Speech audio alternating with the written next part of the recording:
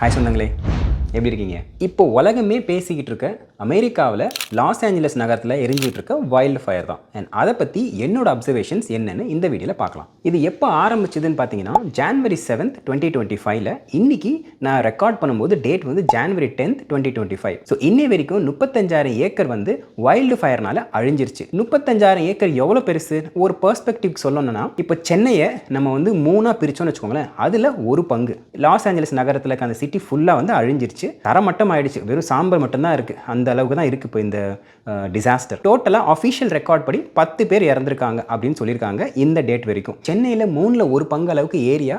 ஆனால் இங்கே இருக்க மக்களுக்கு வந்து வைல்டு ஃபயர் வந்து புதுசு இல்லை. அதனால் அவங்களுக்கு வந்து கரெக்டாக அந்த எவாக்குவேஷன் மெத்தட்லாம் ஃபாலோ பண்ணதுனால இப்போதைக்கு அஃபிஷியல் டெத் டோல் வந்து 10 இருக்குது. இதில் மனுஷங்க தவிர அனிமல்ஸும் அஃபெக்ட் ஆயிருக்கு. நிறைய வைல்டு அனிமல்ஸ் அண்ட் சில பெட் அனிமல்ஸ்லாம் இதில் வந்து அடங்கும். ஸோ இது எதனால் ஸ்டார்ட் ஆச்சு அப்படின்னு பார்த்தீங்கன்னா, எக்ஸாக்டாக இந்த வைல்டு ஃபயர் எதனால் ஸ்டார்ட் ஆச்சு அப்படின்னு அஃபிஷியலாக எந்த ஒரு கன்க்ளூஷனுக்கும் அந்த கவர்மெண்ட் ஒன்றும் வரல. கலிஃபோர்னியா வந்து வைல்டு ஃபயருக்கு புதுசு கிடையாது. ஆக்சுவலாக போன வருஷம் 2023 மட்டும் 7,000 வைல்டு ஃபயர்ஸ் நடந்திருக்கு. அதாவது 7,000 ஒரு வருஷத்தில் மட்டும் 7,000 வைல்டு ஃபயர்ஸ் அங்கே வந்து அங்கங்கே அப்படின்னு நடந்திருக்கு. ஸோ இது ஸ்டார்ட் ஆன ரீசன் என்னன்னு தெரியாமல் இருந்தாலும் இது பரவன ரீசன் என்னன்னு பார்த்தீங்கன்னா, ஒன்று வந்து சாண்டா ஆனா விண்ட்ஸ். அதாவது நம்ம ஊரில் வந்து தென்மேற்கு பருவக்காற்றுன்னு சொல்லுவோம் இல்லையா, அந்த மாதிரின்னு வச்சுக்கோங்களேன். இங்கே வந்து சாண்ட் ஆனா விண்ட்ஸ் வந்து இப்போதைக்கு வந்து ரொம்ப ஃபாஸ்ட்டாக இருக்குது அப்படின்ற மாதிரி எங்கள் ரிப்போர்ட்ஸ் இருக்குது. அது மட்டும் இல்லாமல் அந்த ஜியோகிராஃபிக்கல் லொக்கேஷன் பார்த்தீங்கன்னா ட்ரை விண்டு, அதுக்கப்புறம் வந்து ஹை டெம்பரேச்சர், அப்புறம் இந்த சாண்டா ஆனா விண்ட்ஸ், இது எல்லாமே சேர்ந்து ஒரு சின்ன இடத்துல ஃபயர் ஸ்டார்ட் ஆனால் கூட அதை வந்து அப்படியே வந்து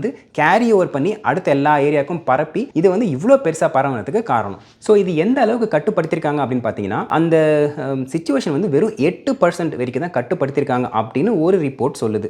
ஏன் ஒன்லி 8% அப்படின்னு பார்த்தீங்கன்னா, தீ வந்து ரொம்ப ஃபாஸ்ட்டாக பரவுது அப்படின்றாங்க. ஏன்னா நமக்கே தெரியும் இல்லையா, ஏதோ ஒரு விஷயம்னா கூட வந்து காட்டு தீ போல பரவுது, அதனால அது அவ்வளோ ஃபாஸ்ட்டாக பரவுது. அதுவும் இல்லாமல் இப்போ இருக்க அந்த விண்ட்ஸு, அந்த ஜியோகிராஃபிக்கல் லொக்கேஷன் வந்து அதை கட்டுப்படுத்துறதுக்கு உண்டான எந்த ஒரு ஹெல்ப்பும் பண்ணாமல் அதுக்கு அகேன்ஸ்டாக இருக்குது. இது எல்லாமே இருக்கிறதுனால அவங்களால வந்து வெறும் 8% அளவுக்கு தான் இப்போதைக்கு கட்டுப்படுத்திருக்காங்க. அண்ட் இது எப்போ முடியும் அப்படின்னு பார்த்தீங்கன்னா, அது வந்து நோ எண்ட் இன் சைட். இப்போதைக்கு வந்து கொஞ்சம் கொஞ்சமாக வந்து கட்டுப்படுத்திட்டே இருக்காங்க. அது எப்போ முடியும்ட்டு யாராலையும் சொல்ல முடியாது. அந்த நிலைமையில தான் இப்போதைக்கு இருக்குது. நான் முதல்ல சொன்ன மாதிரி அப்போ அந்த ஏரியாவுக்கு வந்து வைல்டு ஃபயர்ன்றது அந்த அளவுக்கு ஒரு வருஷத்துக்கு 7,000 வருதுன்னா அங்கே இருக்கவங்களுக்கு எல்லாருக்குமே வந்து பழகி இருக்கும் தானே, அதெல்லாம் வந்து பெருசு இல்லை அப்படின்ற மாதிரி தான் நினைக்க தோணும். ஆனால் இது வந்து போன வாட்டி நடந்த அந்த சின்ன சின்ன வைல்டு ஃபயர் மாதிரி இல்லாமல் இந்த வைல்டு ஃபயர் வந்து ரொம்ப வந்து பெருசாக ஃபாஸ்ட்டாக பரவிடுச்சு. அதனால டேமேஜ் வந்து ரொம்ப அதிகமாகிடுச்சு. அண்ட் கிட்டத்தட்ட இப்போதைக்கு பார்த்தீங்கன்னா ஒரு 10,000 வீடுக்கு மேலே வந்து எரிஞ்சு போச்சு.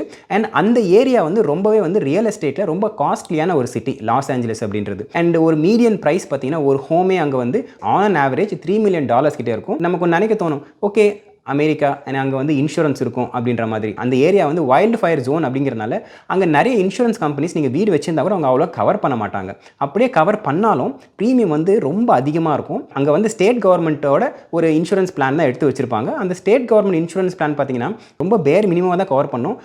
அதனால் அந்த மக்களுக்கு வந்து அவங்க இழந்த அந்த ஹோமோட அந்த வேல்யூ வந்து திருப்பி ஃபுல்லாக கிடைக்குமான்னு கேட்டால் அது ஒரு கேள்விக்குறி தான். அங்கே வாழ்ந்த மக்கள் ஒரு சில பேரால் இந்த டிசாஸ்டர்லேருந்து வெளியே வரத்துக்கே அவங்களுக்கு பல வருஷம் எடுக்கலாம். அண்ட் ஒரு சில பேரால் வரவே முடியாத அளவு கூட அந்த டெவஸ்டேஷன் இப்போதைக்கு அப்படி இருக்குது. சரி ப்ரோ, வெறும் 8% தான் கண்டெயின் பண்ணியிருக்காங்க. அப்போ இது எப்படி தான் ஸ்டாப் பண்ணுறது அப்படின்னீங்கன்னா, ஃபயர் ஃபைட்டர்ஸ் எல்லாமே வந்து அவங்களோட வேலையை வந்து பெஸ்ட்டாக பண்ணிகிட்டு இருக்காங்க. அவங்களால எவ்வளோ முடியுமோ அவ்வளோ வந்து அந்த கண்டெயின் பண்ணிகிட்டு இருக்காங்க. அவங்களோட கண்டெயின்மெண்ட்டோட எஃபெக்டிவ்னஸ் அண்ட் இதில் ஒரு பெரிய ஹியூஜ் ஹெல்ப்பாக இருக்க போகிறது வந்து வெதர் தான். மதர் நேச்சர் தான் இதை வந்து ஏதோ ஒரு அந்த வெதரை கொஞ்சம் மாற்றி இல்லை மழை பெய்யறதுனாலையோ நம்ம வந்து ஃபாஸ்ட்டாக வந்து கண்டெயின் பண்ண முடியும். இப்போதைக்கு வந்து it's no end in sight தான். காட்டுத்தீ ஒரு பக்கம் பரவிட்டு இருந்தாலும் சோஷியல் மீடியாவில் அது வந்து மிஸ்இன்ஃபர்மேஷன் ஒரு காட்டுத்தீயாக பரவிட்டு இருக்கு. அண்ட் நிறைய இன்ஃபர்மேஷன்ஸ், அதாவது நிறைய வீடியோஸ் வந்து ஓல்டு வீடியோஸ், வேறு நாட்டில் நடந்த வீடியோஸ் எல்லாமே எடுத்து வச்சுக்கிட்டு அதை வந்து இந்த லாஸ் ஏஞ்சலஸ் ஃபயர்னால இதனால தான் உண்டாச்சு, இப்படி தான் உண்டாச்சு அப்படின்ற மாதிரி நிறைய மிஸ்இன்ஃபர்மேஷனும் பரவ ஆரம்பிக்குது. இதனால் என்ன ஆகுது பார்த்தீங்கன்னா, மக்களுக்கு வந்து ஒரு தெளிவு இல்லாமல் சில நேரத்தில் வந்து பேனிக் ஆயிடுறாங்க.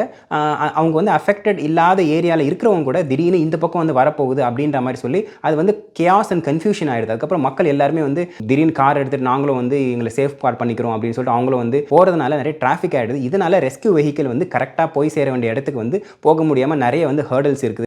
ஒரு சில ஹோம்ஸ்லாம் பார்த்தீங்கன்னா அபேண்டன் பண்ணிடுறாங்க இல்லையா? இந்த அபேண்டன் பண்ண ஹோம்ஸில் சில பேர் என்ன பண்ணுறாங்கன்னா, அவங்க வந்து யாருமே இல்லை அப்படின்னு நினச்சிட்டு போயிட்டு வந்து ஏதாவது எடுக்கலாம் அப்படின்னு சொல்லிட்டு அவங்க என்ன பண்ணுறாங்க, லூட் பண்ணுறாங்க, திருடுறாங்க. அந்த Los Angeles city police 20 to 30 members வந்து இப்போதைக்கு வந்து அரெஸ்ட் பண்ணியிருக்காங்க. இந்த மாதிரி வந்து அவங்க லூட்டிங் பண்ணும்போது கையும் களமும் பிடிச்சோம் அப்படின்னு சொல்லிட்டு.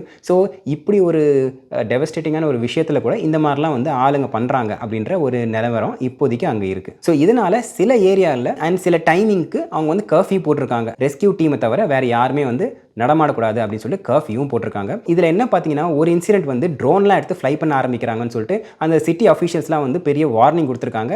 ஏதோ ஒரு ரெஸ்கியூ பிளேன் வந்துட்டு இருக்கும்போது அந்த பிளேனோட ரெக்கையில் வந்து ஒரு ட்ரோன் போய் ஸ்டக் ஆயிடுச்சு அப்படிங்கிற மாதிரி ஒரு இன்ஃபர்மேஷன் ரிப்போர்ட்டும் வந்து வந்துகிட்டு இருக்கு. ஸோ இதனால் வந்து அந்த ஏரியாவில் ட்ரோன் ஃப்ளை பண்ணக்கூடாது அப்படின்ட்டு ஒரு ஸ்ட்ரிக்டாக ஆர்டரும் போட்டு வச்சிருக்காங்க. லாஸ்ட்டாக கன்க்ளூட் பண்ணுறது என்ன அப்படின்னு பார்த்தீங்கன்னா, மதர் நேச்சர் நம்ம சொல்லுவோம்ல, இயற்கை அன்னை, அதுதான் வந்து அல்டிமேட் பாஸ் அப்படிங்கிறது ஒவ்வொரு இன்ஸ்டன்ஸ்லேயும் வந்து ப்ரூவ் பண்ணிக்கிட்டே இருக்குது. இதுதான் வந்து லாஸ்ட் வைல்ட் ஃபயராக இருக்குமான்னு பார்த்தீங்கன்னா இல்லை. அந்த ஜியோகிராஃபிக் லொக்கேஷன் வச்சு இது வந்து இன்னும் இந்த மாதிரி வந்துக்கிட்டு தான் இருக்கும். பட் இந்த மாதிரி டிசாஸ்டரில் கூட நிறைய கண்ட்ரிஸ் வந்து அமெரிக்காவுக்கு ஹெல்ப் பண்ணுறதுக்கு அவங்க வந்து முன் வந்திருக்காங்க. கனடாவாக இருக்கட்டும், இல்லை ஆஸ்திரேலியாவாக இருக்கட்டும், எல்லா கண்ட்ரிஸும் அவங்களால என்னென்ன பண்ண முடியும் அப்படின்றதெல்லாம் வந்து பண்ணிகிட்டு இருக்காங்க. ஸோ இந்த டிசாஸ்டர் மட்டும் இல்லை, இந்த மாதிரி எந்த டிசாஸ்டராக இருந்தாலும் அதுலேருந்து நம்மளை எப்படி ப்ரொடெக்ட் பண்ணிக்கிறது அப்படின்னு சொல்லிட்டு முன்னாடி நம்ம கொஞ்சம் கற்று வச்சுக்கிட்டோம்னா எப்போ நமக்கு யூஸ் ஆகும் அப்படின்னு நமக்கே தெரியாது. ஸோ இந்த மாதிரி சுச்சுவேஷனில் நாம் வந்து let's stay informed and let's stay safe and let's support the affected.